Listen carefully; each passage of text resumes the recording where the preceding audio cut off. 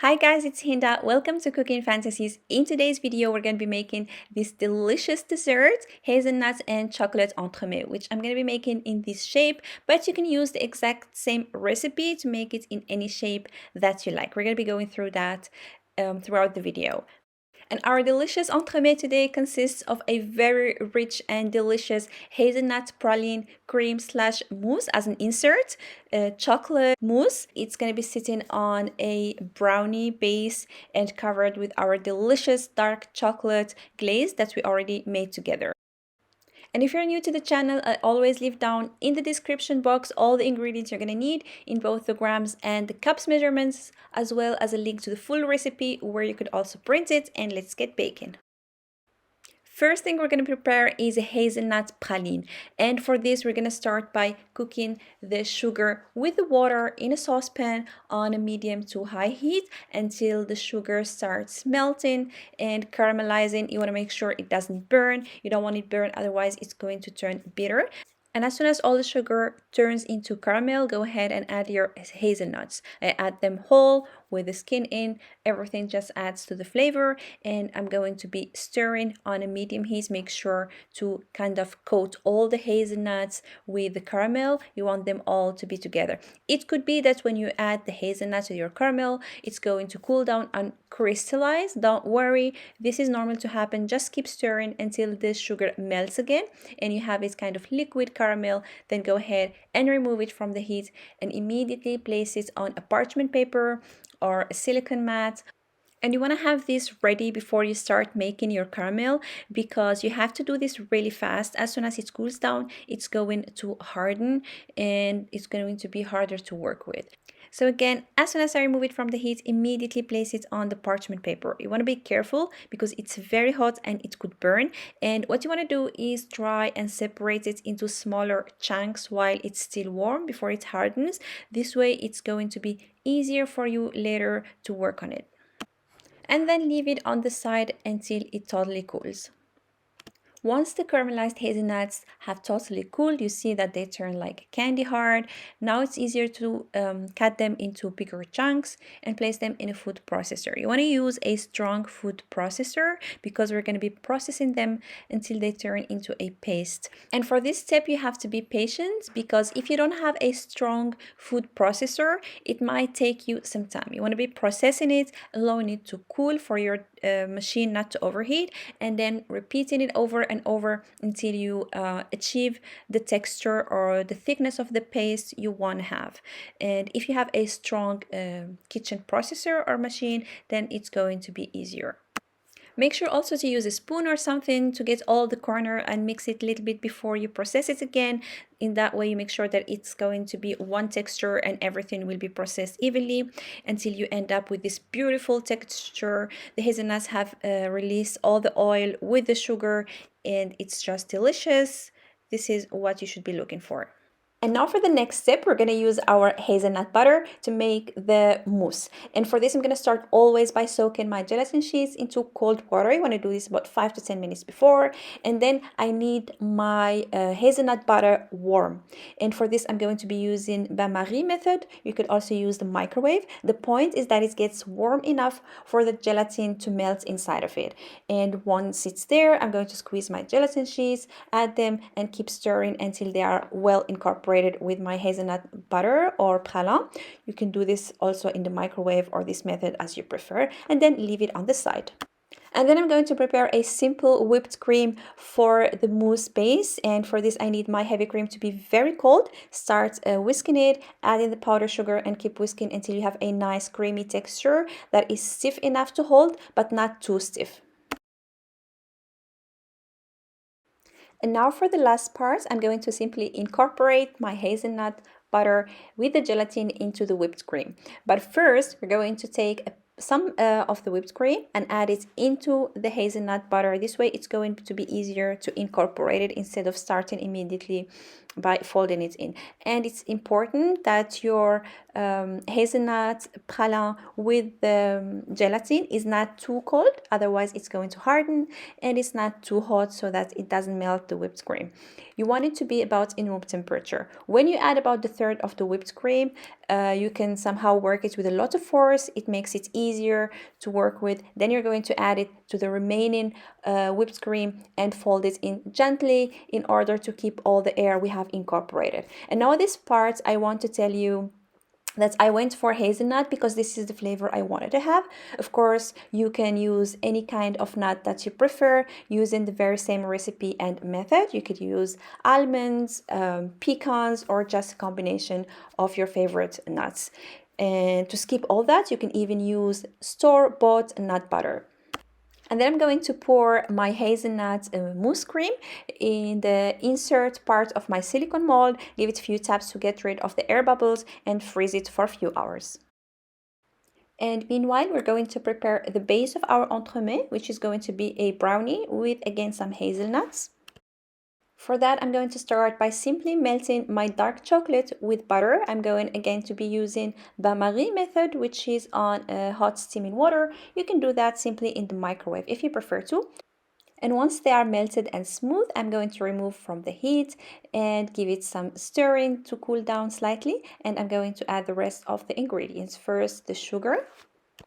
And then I'm going to switch to a whisk and add in the egg and incorporate it. You want to make sure your mixture is not hot anymore. You don't want to have the egg cooked and crumbled. Then I'm going to add a pinch of salt and the flour and combine everything together. I used a basic loaf baking tin that I have lined with some parchment paper. Then I'm going to spread the butter, make sure it's even. You can use whatever baking tin you have as long as it's big enough to cover at least the base of your entremet. Once nicely spread, add the nuts on the top. I went for hazelnuts. Use the nuts of your choice. Then bake it in 150 degrees preheated oven for at least 10 minutes. Wait for it to slightly cool. Then we're going to cut it exactly on the dimension of the base we have. For this mold I'm using, it comes with the base. So I'm just going to use that to cut exactly the shape that I want. And now for the last component, we're going to be making dark chocolate mousse. Again, you can use milk chocolate if you prefer to. Always, we're going to start by hydrating the gelatin sheets in cold water for at least 10 minutes. I'm going to chop my chocolate. If you're using chocolate chips, you can skip that, obviously. And again, I used only dark chocolate. You can use a combination of dark and milk chocolate or just milk chocolate. It's up to you. And then we're going to simmer the heavy cream. You can do that also in the microwave, but on the stove is better. Then you keep an eye on it. As soon as it starts simmering, you remove it. We add the soaked gelatin sheets after squeezing them and incorporate them into the warm heavy cream. And then immediately pour it while it's still hot on the chocolate. Allow it to set for about a minute, then start stirring from the center outwards in the circular motion as you see in the video until all the chocolate is melted and well incorporated. If you still have some chunks, go ahead, microwave it for 30 seconds intervals until it's very smooth and nicely melted. You want to have this nice creamy ganache. Now that the ganache is ready, we're going to prepare the whipped cream as a base for our mousse. We're going to be beating heavy cream that should be very cold until we have a nice airy cream. It doesn't have to be too stiff.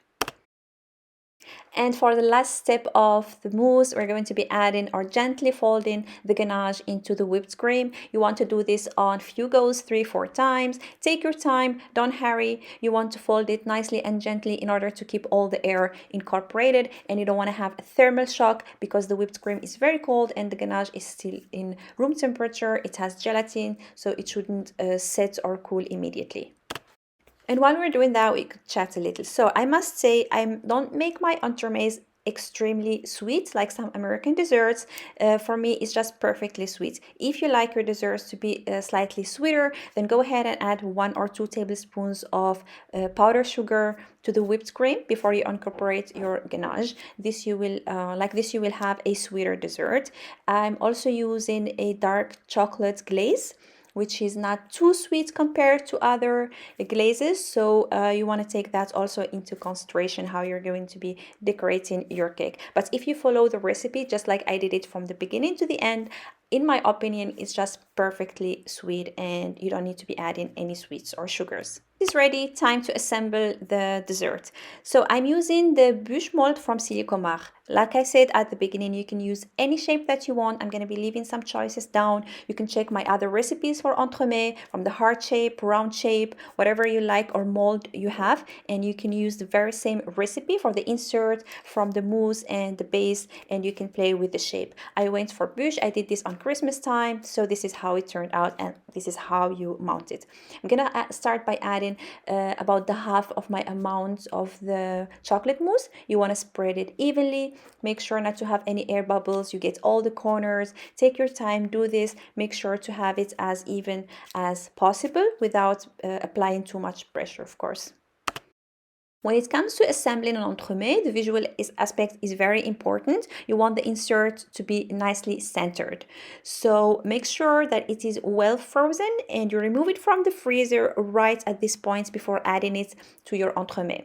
So once the half of the mousse is well placed in the mold, go ahead, add the insert.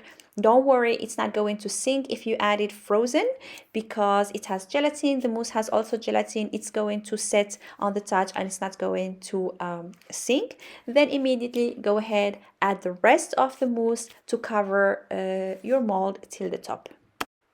And finally, go ahead and add the brownie as a base. Slightly press it to make sure it sticks to the entremet or to the chocolate mousse, and you can definitely do a better job than me and not break it. Once the base is on, we're going to place the entremet in the freezer for at least 8 hours or overnight. It's very important to do this, especially if you're going to decorate it with a mirror glaze.